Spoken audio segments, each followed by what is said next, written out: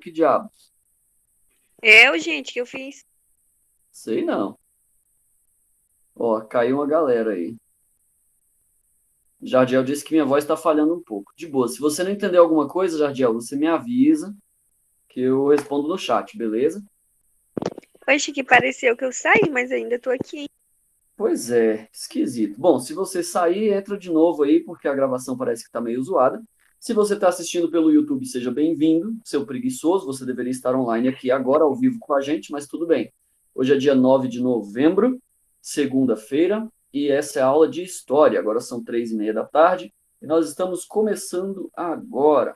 Vai sair e entrar. Tudo bem, só volta, hein, Maria? Não fica de fora, cara. Se liga. Ok, ok.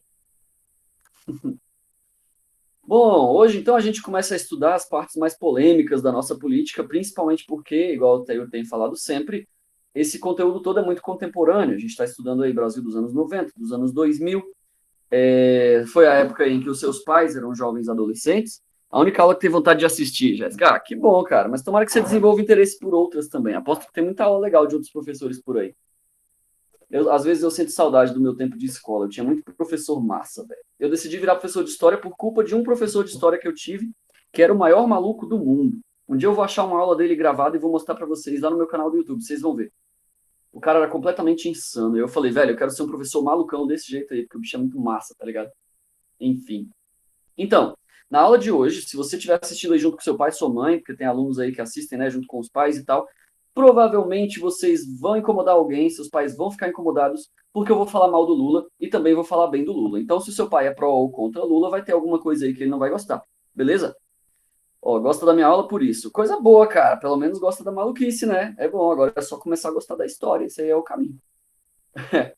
Então, vamos continuar falando mal de político, porque esse quarto bimestre, eu quero, era para ser o quarto bimestre de vocês, só que a gente já está meio enrolado aí com o terceiro, né?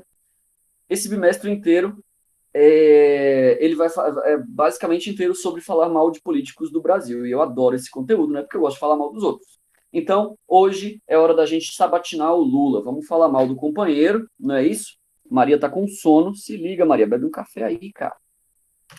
Se vocês tiverem qualquer problema aí, não estiver entendendo, estiver travando, se a minha voz não estiver legal aí, estiver cortando, me avisa pelo chat que eu comento aí de volta. Beleza? Vamos começar então revisando o que a gente viu na sexta passada. Sexta-feira a gente estava estudando a minha infância, os 8 anos lá de governo do Fernando Henrique Cardoso.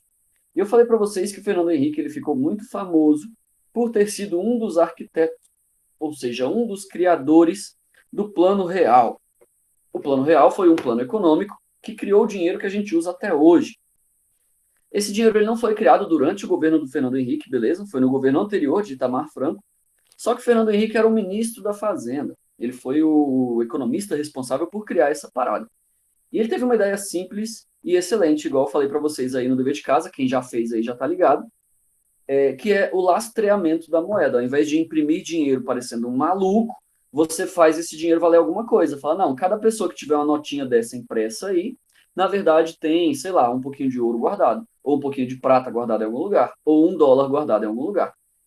R$ 1, então, vai estar atrelado a alguma coisa de valor real, seja 1 grama de ouro, 1 grama de prata ou mesmo US$ 1. Isso é lastrear a moeda. Como você não tem como imprimir ouro ou imprimir prata, isso vai controlar a inflação.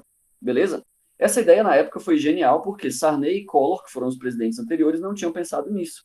E aí o resultado foi a hiperinflação de até 2.400% ao ano, que a gente estudou, chegando ao ponto de que meus pais contam, antes de eu nascer, né, lá nos anos 80, que às vezes eles recebiam um salário, tinha que comprar o leite e o pão todo do mês, tipo pão de forma, sei lá, comprava tudo do mês e guardava, porque de um dia para o outro o preço chegava a dobrar de repente, sabe assim? Então é um negócio absurdo, tá ligado?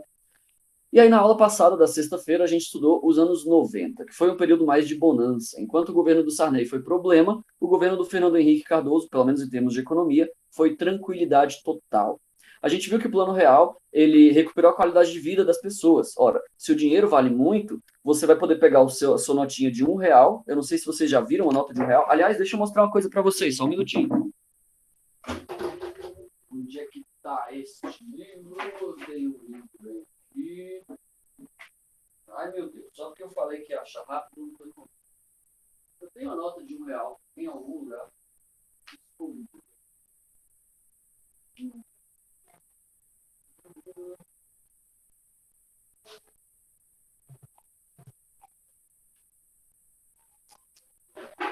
Ah, saco. Isso é para eu aprender a planejar minhas aulas antes. Mas tudo bem.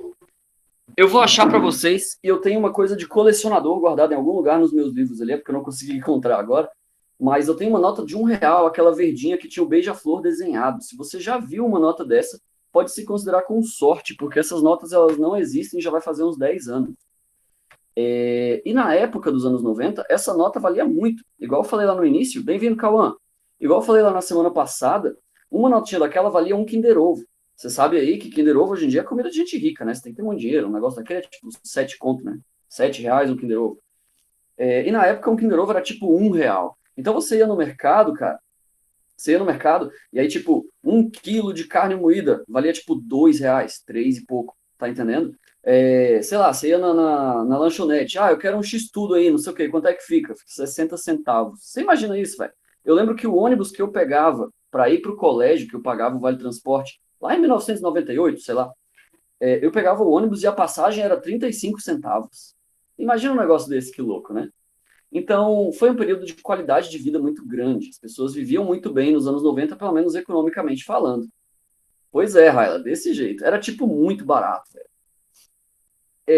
Apesar dessa tranquilidade econômica, existia muito barulho político acontecendo, porque foi durante os anos 90 em que o Muro de Berlim caiu. A queda do Muro de Berlim ela foi um dos fatos mais importantes da história do mundo, porque foi basicamente a Rússia, que eram os comunistas, os caras que inventaram o comunismo, né? Essa coisa de ser de esquerda, que o pessoal fala aí hoje em dia, né? Ser um esquerdista, não sei o quê. A Rússia era o país que inventou essa parada, tá ligado? E aí eles chegaram lá e falaram, olha, derruba esse Muro de Berlim aí, porque o comunismo não funciona. A gente está desistindo dessa merda, vamos quebrar o muro aqui e devolver tudo para os capitalistas, vamos virar capitalista também, porque o comunismo faliu. Beleza? Imagina a importância disso. Aqui na América Latina e na China também, que a China ainda é comunista, né? Em alguns lugares do mundo, as pessoas não entenderam esse recado e continuam tentando comunismo, né? A gente ainda tem um partido comunista aqui no Brasil, um não, dois, né? Nós temos dois partidos comunistas aqui no Brasil. Mas o fato é que nos anos 90, a queda do Muro de Berlim foi o atestado máximo de que essa ideologia de bosta faliu. Beleza? Só que na América Latina isso perdurou por muito tempo e o Lula ele era o exponente máximo dessa ideologia. Ele era o cara que mais acreditava nessa ideologia soviética, nessa ideologia socialista, beleza? E aí ele fazia muito barulho porque ele era oposição, ele não conseguia ser eleito, né? Ele perdeu lá na época do Sarney a eleição, perdeu para o Collor, perdeu para o Fernando Henrique 2 vezes, né? Então o Lula ele era sempre a oposição. E é legal porque no esquema democrático que a gente vai estudar hoje, o papel da oposição é justamente criticar o papel de quem, o trabalho de quem governa.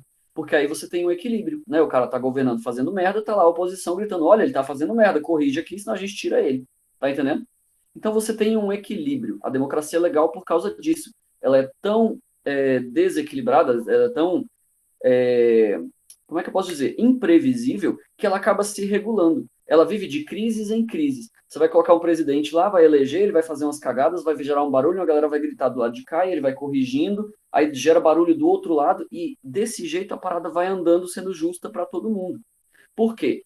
Nos regimes políticos em que não tem a oposição, em que não tem esse barulho, né? O governo tá fazendo cagada aí e tal. É porque é uma ditadura, né? O governo vai lá, mata você. Se você falar bobagem, ele faz o que ele quer. Então, isso é ditadura. O legal, então, da democracia é que sempre vai haver uma oposição, sempre vão haver as pessoas falando mal do governo, e isso é saudável, beleza? É importante que exista isso, porque é um indício de que a gente é livre, beleza? Muito bem. Qual era, então, a imagem do Lula lá durante os anos 90? Né? O Lula ele construiu uma carreira política sob discurso de oposição. Como eu falei, ele foi oposição a vida toda. Né? O cara nunca tinha sido eleito presidente da República, ele tentou aí por mais de 15 anos, né? E nunca tinha sido eleito, beleza? Desde 85, na redemocratização, até 2002, quando ele acabou sendo eleito lá presidente. Então, durante todo esse tempo, ele foi oposição. Dessa forma, o papel dele sempre foi denunciar as falhas, indicar o que estava errado, falar, olha, o Collor é corrupto, ele está roubando dinheiro tá roubando dinheiro aí das poupanças da galera.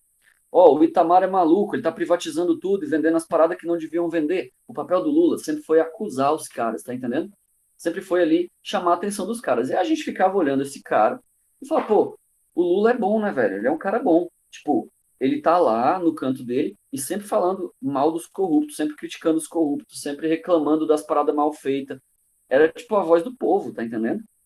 Mais ou menos hoje em dia, é difícil de você imaginar alguém que hoje em dia que cumpriria mais ou menos o papel do Lula, mas é mais ou menos o papel desses youtubers que falam de política, sabe? Você tem o Felipe Neto aí na esquerda, né, criticando o Bolsonaro o tempo todo e tal, essa coisa assim, e tem muita gente que admira ele. Do outro lado, você vai ter caras tipo aquele cabeludo roqueiro, como é que é o nome dele? É o Nando Moura, né? Nando Moura é um outro youtuber, que ele já é mais coroa, assim, tipo da minha idade, grava uns vídeos de política também, fala umas paradas e tal, defendendo o Bolsonaro, não sei o que e tal.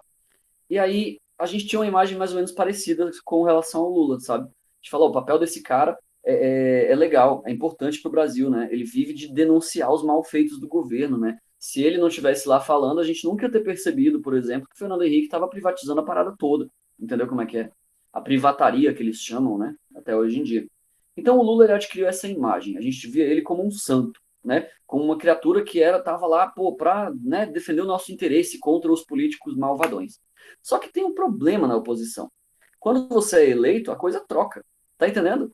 O papel da oposição ele funciona desse jeito. No governo democrático, a situação, que é o governo, e a oposição, eles vivem se alternando, vivem trocando. Agora, nos Estados Unidos, vocês devem ter visto alguma notícia sobre isso. Você tinha lá o Trump governando, de direita, né, conservador, e a oposição sendo os democratas, que eram lá os caras de esquerda, né, mais progressistas, ali meio socialistas. Agora que o Joe Biden parece que foi eleito, a coisa vai se inverter. Os democratas vão se tornar a situação, eles vão se tornar o governo, né? O pessoal do Black Lives Matter, aquela coisa e tudo mais, eles estão no governo agora.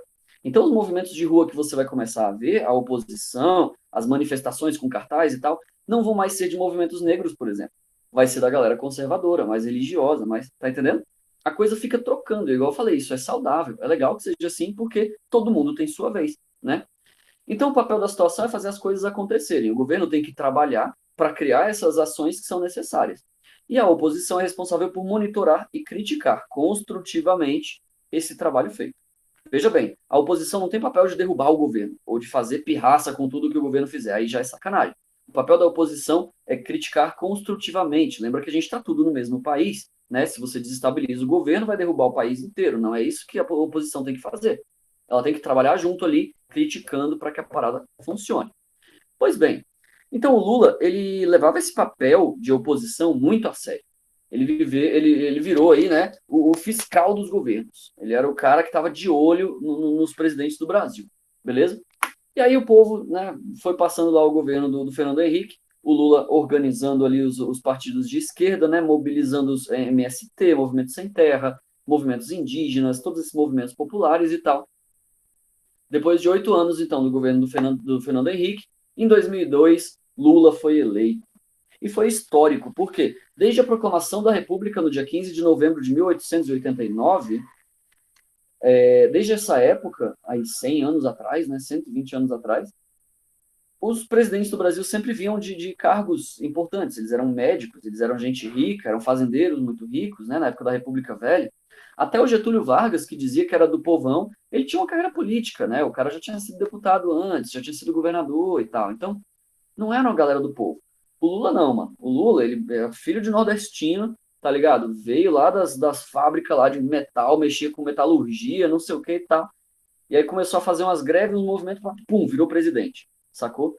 Então, igual tá escrito aí nessa capa da Veja, lá de 2002, né, a capa da revista aí, tá escrito bem assim, o seu desafio, retornar ao crescimento e corrigir as injustiças sociais sem colocar em risco as conquistas da era FHC. E aí tem escrito assim no cantinho, o primeiro presidente de origem popular, né? A galera pobre foi a loucura. Eles falaram, olha, agora sim, o Brasil é democrático de verdade. Os militares saíram, mas só gente rica tinha governado até agora. Agora tem um cara do povão aqui governando. E para aumentar ainda essa bola, né, essa bola de neve, a gente tinha aquela visão de que o Lula era muito honesto, era muito perfeito, era muito legal, o cara era muito bom. Ele investiu nessa imagem aí, então, menos extremista, menos comunista, né, aquela coisa de revolução, companheiro, não sei o quê. Ele reduziu isso daí e começou a falar ali para a classe média, para a classe rica, falando, olha, você aí que é empresário, não se preocupa, a gente não vai virar comunista e acabar com as empresas grandes, igual aconteceu em Cuba, eu não vou fazer isso. Eu sou de esquerda, mas eu sou socialista, o Lula dizia. A gente vai ajudar os mais pobres, mas sem atrapalhar os mais ricos. Vamos todo mundo crescer. Tá entendendo? Então ele mudou um pouquinho esse discurso para que não só os pobres gostassem dele, não só os comunistas gostassem dele, mas também a galera da classe média começasse a votar nele. E foi uma estratégia que funcionou muito bem. O cara recebeu voto e até hoje, inclusive, muita gente que é muito rica, até milionários, né, como Chico Buarque, Caetano Veloso, essa galera aí é petista, lulista, mega esquerda até hoje, né? E eles são riquíssimos, beleza? Então esse discurso do Lula aí funcionou muito bem. Ele conquistou muita gente lá na eleição de 2002 e ganhou o cargo, beleza? Ele recebeu 53 milhões de votos. Para você imaginar mais ou menos, o Brasil hoje tem cerca de 200 milhões de pessoas. Esse número de votos aí é uma em cada 4 pessoas.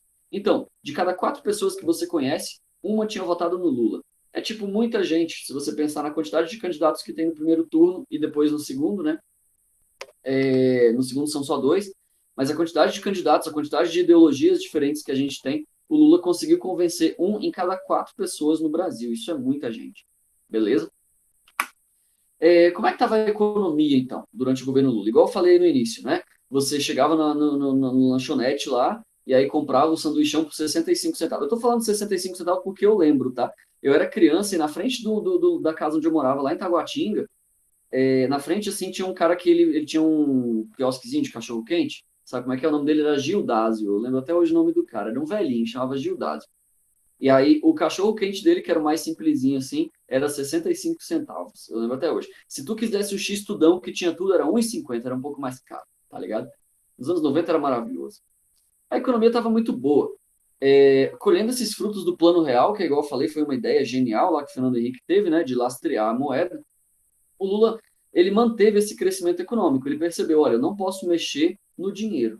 Essa parte da economia aqui, o Lula chamou ali o ministro da Fazenda e falou, ó, faz o que tu quiser fazer aí, mas não mexe no real. Mantém ele com o lastro no dólar igualzinho, acompanha as crises lá nos Estados Unidos, vamos procurar resolver as crises aqui, mas sem mexer no real, sem imprimir dinheiro, sem gerar valores do nada, né?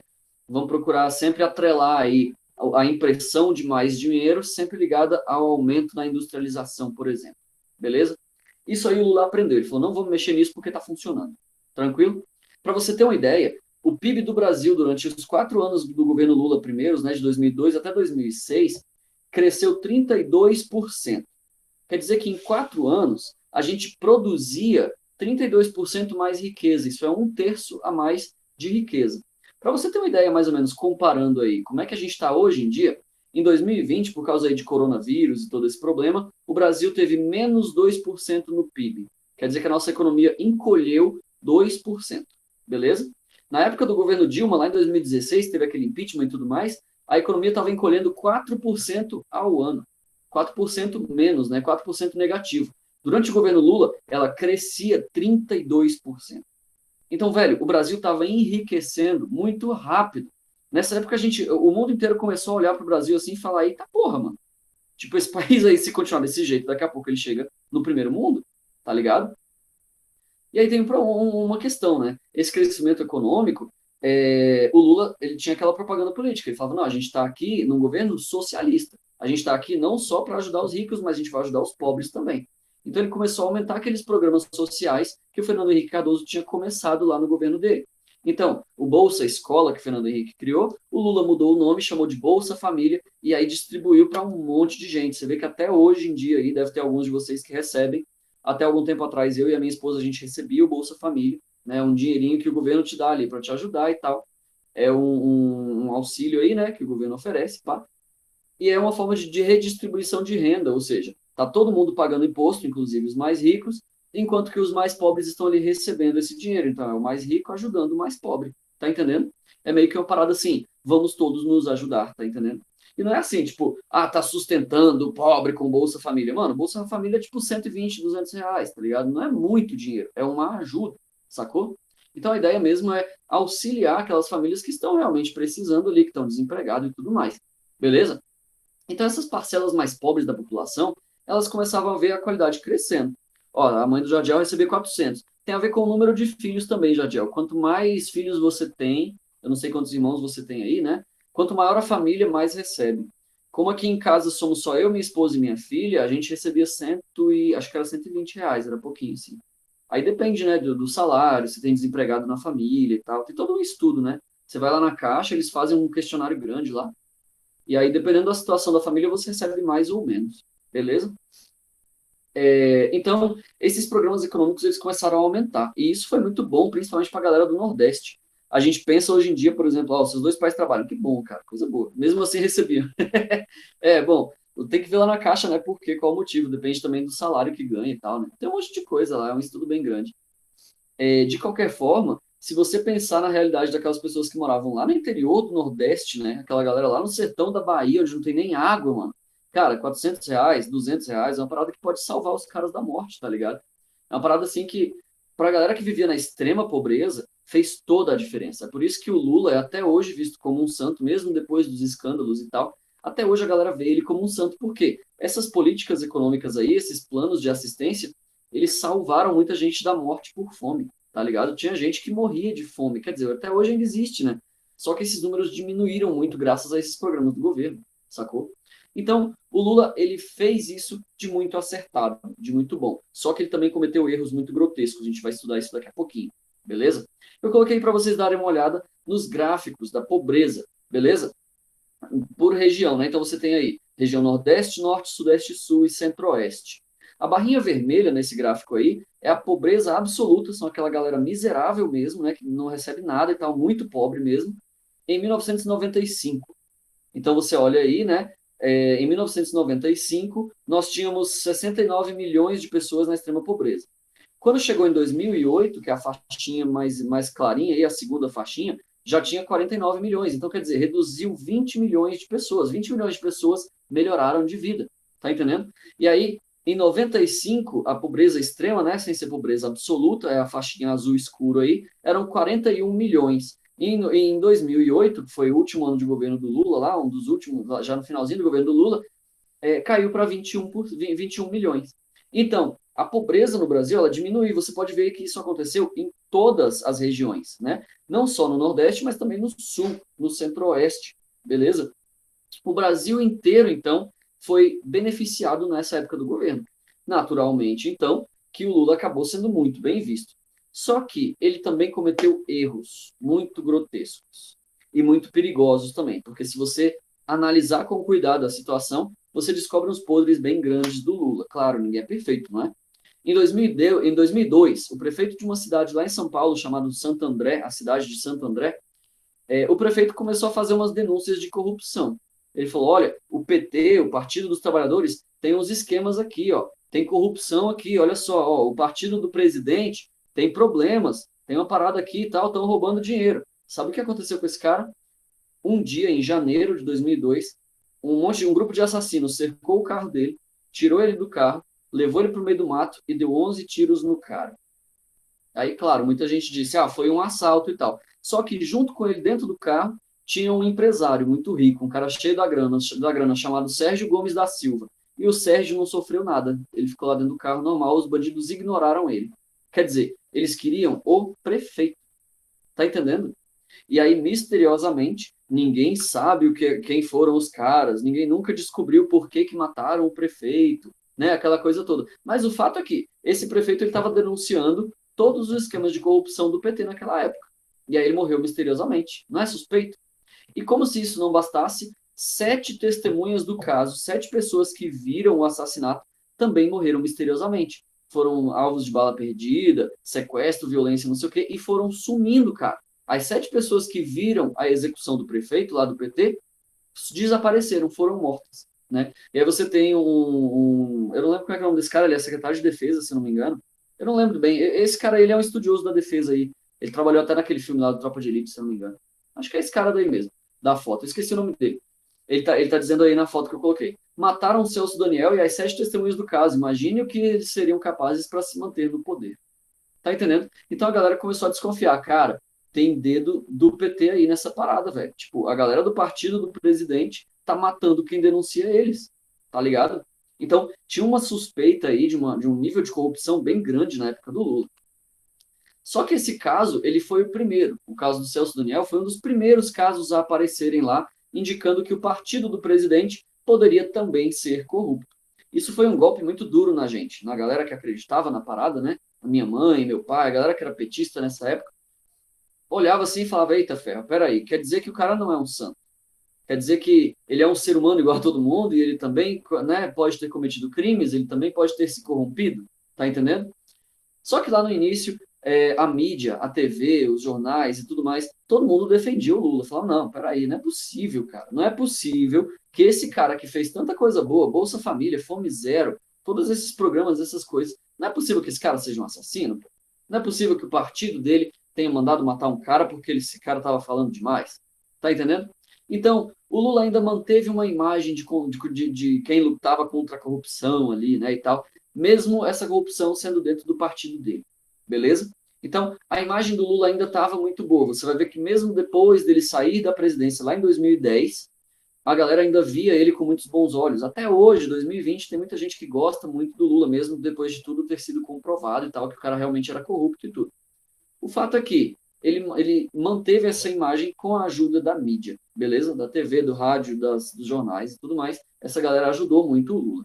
Ele foi preso por quê mesmo? Corrupção. Jardim, a gente vai estudar daqui a pouquinho por que o Lula foi preso. Foi um caso chamado Mensalão, beleza? Em 2006, depois de 4 anos da eleição do Lula, né? Ele foi eleito em 2002.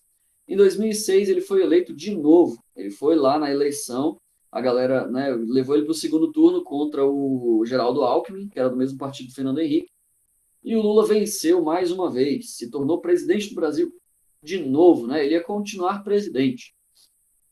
E a partir desse ano, ele investiu ainda mais em programas sociais. Ele começou a investir agora em programas que poderiam ajudar a galera da classe média. Lembra que eu falei que ele queria conquistar o coração não só de quem era mais pobre, mas também da galera mais rica? Ele falou o seguinte, então, pô, tem muita gente que é de classe média, não é pobre, miserável do interior do Nordeste, mas que não tem dinheiro para comprar uma casa. Então, mano, vamos fazer um programa chamado Minha Casa Minha Vida. Dependendo do teu salário, mesmo que você seja de classe média, o governo te ajuda a comprar a sua casa. Você não precisa ser pobre, basta você entrar ali em contato com o governo, que o governo te dá um descontinho, beleza? Quanto mais pobre você for, maior o desconto que você ganha, beleza?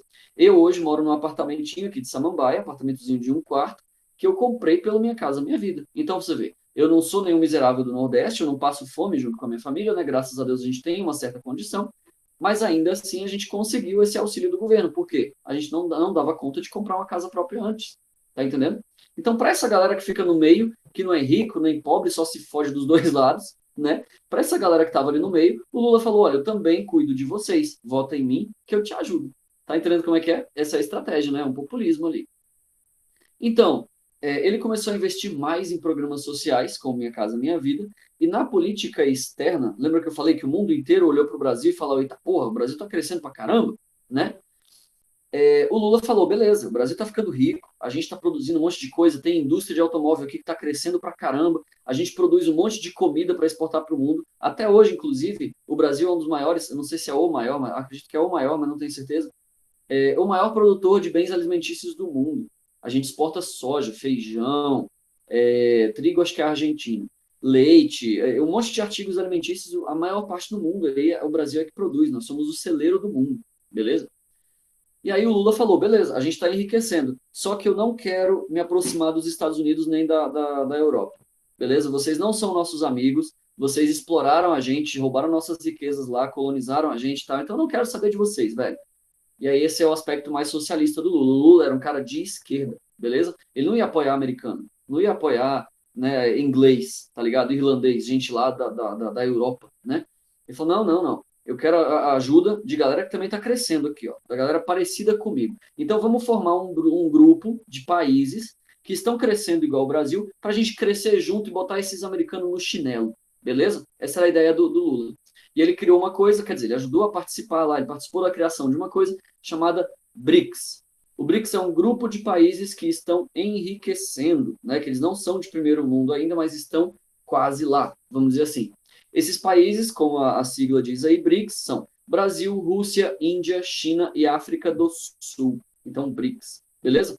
E além disso, Lula também investiu na formação do Mercosul, que era o grupo de países aqui da América do Sul, né? Da Argentina, do Chile, da Venezuela, todos os países unidos aí, trabalhando juntos, né, em teoria, para crescer as suas economias. Só que tinha um detalhe, esses países também deveriam se alinhar politicamente. Você pode reparar, então, hoje, que o governo da Venezuela é de esquerda, o governo da Argentina é de centro-esquerda. O governo, tá entendendo? A maior parte dos países do Mercosul, eles se alinharam com o Lula para também garantirem ali um pouco de poder político. É igual eu falo sempre, são pessoas reais, beleza? Não é uma história em quadrinhos. O bom não é só bom e o mal não é só mal. O Lula estava organizando os outros países crescendo para crescerem juntos, mas também para se manter no poder, beleza? Organizados assim, eles manteriam a América do Sul de esquerda. Tranquilo? Mas o que diabos foi o mensalão? Igual o Jardiel, acho que foi o Jardiel que tinha perguntado aí, por que o Lula foi preso mesmo? Bom, em 2005, corrupção que envolvia uma submissão do judiciário e do legislativo ao executivo. Bom, aí você tem que entender uma coisa. Como é que funciona uma república, né? Uma democracia?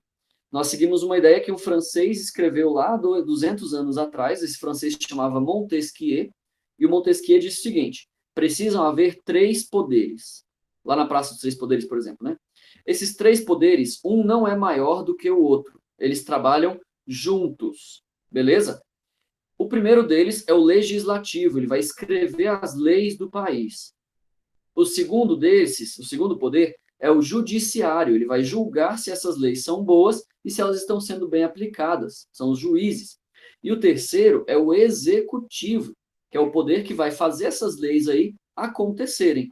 Quando esses três poderes funcionam corretamente, a gente tem uma democracia garantida. Por quê? Vamos supor que os deputados que a gente elegeu lá no Legislativo escrevam uma lei. Agora é proibido usar roupa amarela na quinta-feira. Uma lei bem absurda, beleza? O judiciário vai lá e julga. Não, pô, essa lei é um absurdo. Não, juízes, o que, é que os senhores acham e tal? A voz está falhando. Pô, Jadiel, vê se melhora aí daqui a pouco. Vou tentar mexer na Wi-Fi aqui. Então, o judiciário ele vai julgar a parada, beleza? Tipo, olha, essa lei é absurda, não vai dar para rolar aí e tal, vamos barrar essa lei. E o executivo, ele vai fazer essa lei valer, né? Falando, olha, não, essa lei aí não vai rolar, então vamos criar uma outra lei aqui melhor, tal, não sei o quê. E ele começa a botar a parada para organizar. Então, por exemplo, será que o presidente, que é o líder do executivo, ele manda mais do que o líder do judiciário, que é o ministro da Justiça? Não. O presidente Bolsonaro, ele não manda nos deputados, ele não pode mandar nos juízes. Até porque se ele fizer cagada, quem vai tirar ele são os outros dois poderes. Tá entendendo? Então esses três poderes, eles trabalham juntos. Quando você tem um presidente maluco, igual na época da Dilma, os deputados vão lá e tiram o cara. Quando os deputados estão lá metidos com esquema de corrupção e tal, o judiciário é que vai julgar os caras ali e afastar eles. Isso, Jadiel, entra e sai de novo, vê se melhora. Então, os poderes, um cuida do outro. Quando um faz cagada, os outros dois vão lá e resolvem. Tá entendendo? E aí descobriram, em 2005, no meio do governo do Lula, que o executivo, ou seja, o Lula, o presidente, estava oferecendo dinheiro, né, todos os meses, por isso mensalão, é de mensal, para os deputados ajudarem ele nos esquemas que ele tentava montar. Então, ó, vou desviar dinheiro de uma obra aqui. Os deputados aí, ó, não reclamem não. Assim, eu dou um pouquinho de dinheiro para vocês todo mês, e aí vocês votam a favor da parada que eu vou ganhar muito dinheiro para nós todos. Tá entendendo? Basicamente, o que o Lula fez, então, era o executivo comprar os outros dois poderes. Ele falava, eu vou te dar um monte de dinheiro aí, e em troca vocês me ajudam. Desse jeito, os outros dois poderes diminuíam. É uma ditadura, cara. Quando um poder compra os outros dois, você está destruindo aquele esquema que Montesquieu criou 200 anos atrás. Tá entendendo? Aquela parada, então, de que um poder cuida do outro para que não vire uma ditadura, um totalitarismo, uma coisa, um poder controlando o outro, essa parada vai embora. O presidente é que manda e o deputado cala a boca porque ele recebeu dinheiro. Tá entendendo? Então é por isso que a gente diz até hoje que o mensalão foi o maior esquema de corrupção da história. Por que foi o maior da história? O Lula foi o maior corrupto de toda a história. Já parou para pensar nisso? É muito incrível isso. Porque um cara que foi tão bom, ele fez uma parada tão grotesca. Por quê? Ele não estava só querendo enriquecer. Falou, não, companheiro, eu vou pegar um pouco de dinheiro aqui e colocar nas minhas calças. Não era isso. Não era eu vou ficar rico. Não. Ele falou, eu vou dar dinheiro para vocês e desse jeito vocês me obedecem. E aí só eu vou mandar. Pensa bem qual foi o resultado. O Lula foi presidente por 4 anos até 2006, depois mais 4 anos até 2010. Aí a Dilma foi eleita até de 2010 até 2014, depois foi eleita, continuou lá até 2016, foi meio mandato. Esses caras aí, então, eles ficaram 16 anos no poder, graças a esse esquema. Tá entendendo? Os deputados ajudavam os caras e tal, claro. Lembra aquilo que eu falei do papel da oposição, que era fiscalizar e tudo mais? O que o Lula fez foi comprar os caras. Falou, olha, companheiro, eu te dou um monte de dinheiro aqui e você não fala mal do meu governo. Aí todo mundo fica feliz, você fica com o seu dinheiro e eu mando nesse país, sem ninguém se opor. Tá entendendo como é que é? Então, o problema do Lula não é porque ele era corrupto, não é porque ele queria ficar rico às nossas custas. Não, não era isso. O cara até ajudou muito os pobres e tudo mais. O problema é que ele queria se eternizar no poder por meio de uma ditadura escondida. Isso foi o mensalão. Beleza? E aí, por isso, ele foi preso na Lava Jato. Hoje em dia, ele não pode ser eleito presidente. Tem um monte de problema aí. Por isso, tanta gente fala mal desse cara hoje. Porque o esquema que ele criou era extremamente grave. Beleza? A herança ideológica que o Lula tem. O cara que falava que queria acabar com a corrupção foi o mais corrupto. Pois é, Jéssica, é triste, né? É aquilo que eu vi falando. Você depositar muita fé em pessoas, você acaba se lascando, porque pessoas cometem erros. Entendeu como é que é? Então, se você vê uma pessoa muito idealizada, pô, esse político ele é perfeito, esse cara faz tudo certo, os bolsominions, né? Esse cara é um mito, não sei o quê. Cara, ele é uma pessoa, ele pode ser corrupto também, ele pode estar fazendo cagadas também. Entendeu como é que é? Não pode confiar demais no político. Então, durante esses 8 anos aí do governo do Lula, por isso não acredito em nenhum. Pois é, a gente, né, tem que desconfiar de todos eles, é por aí mesmo. Achar o menos pior.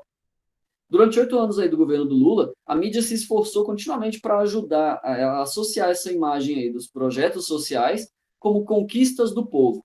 Aí falava, o Bolsa Família é uma conquista dos mais pobres. Se você não votar na Dilma, o próximo presidente vai tirar o Bolsa Família. E aí, pobre, você vai morrer de fome. Você vai ser ingrato desse jeito de tirar o Lula, de não votar na Dilma, depois de ele ter salvado você da fome. Olha só que tipo de pessoa você é. O cara te dá o Bolsa Família aí, te dá o Minha Casa Minha Vida, e agora você não vai votar nele? Como assim? A mídia fazia quase isso. Tá entendendo? E aí essa guinada ideológica, essa coisa de todo mundo, né, começar a falar, não, eu tenho que votar na esquerda, porque a direita vai tirar o meu dinheiro, cara. Se a direita for eleita, eu vou perder a minha casa, a minha vida, vou perder os meus programas sociais, vou perder o Bolsa Família, vou perder tudo. Eu vou voltar a ser miserável. Claro que isso não ia acontecer. Nenhum presidente vai desfazer uma coisa boa que o presidente anterior fez. Tá entendendo? Até para se promover. Eles vão tentar melhorar a coisa boa que o anterior fez para pensarem que foi ele, aí ele vai ser eleito de novo. As coisas boas geralmente se mantêm porque político não é burro. Tá entendendo? Mas a galera não pensava desse jeito. Eles acreditavam que se não votassem na Dilma, se não mantivessem o país na esquerda, eles iam perder o Bolsa Família. Iam perder o Minha Casa Minha Vida e todo mundo ia voltar a ser miserável. Dessa forma, então, a população virou refém desse medo ideológico, falando, eu sou de esquerda porque, se eu for de direita, eu volto a ser miserável. Então, essa coisa de conservador, de crente, de cristão, igual o Bolsonaro fala, né, Deus acima de todos e tudo mais, as pessoas no Brasil pensavam, não, esses caras aí vão tirar o Bolsa Família, eu não quero morrer de fome, tá entendendo? Então associou-se essa imagem da galera conservadora, dos conservadores, da galera de direita, a galera que queria voltar para a miséria. Sendo que isso é um exagero gigantesco, é claro, né? Ninguém quer que ninguém volte para a miséria. Os conservadores eles só acreditam que o Brasil precisa ser mais atento à religião, que precisa manter, né, aquela coisa da família, aquela coisa tradicional. É só isso, é uma diferença ideológica. Ninguém quer ninguém miserável, pelo amor de Deus. Beleza? Queridinhos, esse é o fim da nossa aula. Beleza? Vocês fiquem atentos às atividades. Tenham uma boa semana. Hoje é só segunda-feira, tá só começando. Chamem os colegas que vocês estão conversando aí no WhatsApp. Fala, olha, teve aula ao vivo de história, foi muito legal. Vem assistir a aula de história, você está perdendo. Beleza? Pois é, Raila, já são 4h15, faltam só 5 minutinhos. Eu vou ficar aí por mais um tempinho para tirar dúvida de quem tiver qualquer dúvida. Mas passando aquele resumão do fim do vídeo, só para você se lembrar rápido do que foi, o governo do Lula foi extremos. Ele foi caracterizado por extremos. Ele foi extremamente amado. Ele foi extremamente presente na vida dos mais pobres. E ele também foi extremamente corrupto. O esquema do mensalão foi o maior esquema de corrupção da história do Brasil. Beleza?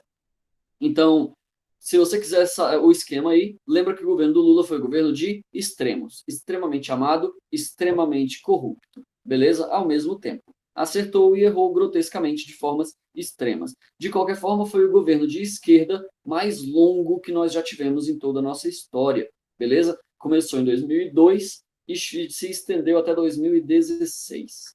Tranquilo? Foram 14 anos aí de governo. Senhores, no mais, tenham um bom descanso, uma boa próxima aula, não sei qual é a próxima aula de vocês aí, acredito que seja geografia, mas eu não... eu tô Essa é a soluçando. última aula, professor. É a última? Opa, graças a Deus. Geografia depois é na sexta, então, né? Tem Tchau, história professor. primeiro, depois geografia. Tchau, tchau, Raila. Até mais, Jéssica. Bom Tchau descanso. e obrigado. Tchau e obrigado. Tchau, tchau, Jardiel. Um abraço pra você, hein? Falou, valeu. Até a próxima, professor. Fui. Até.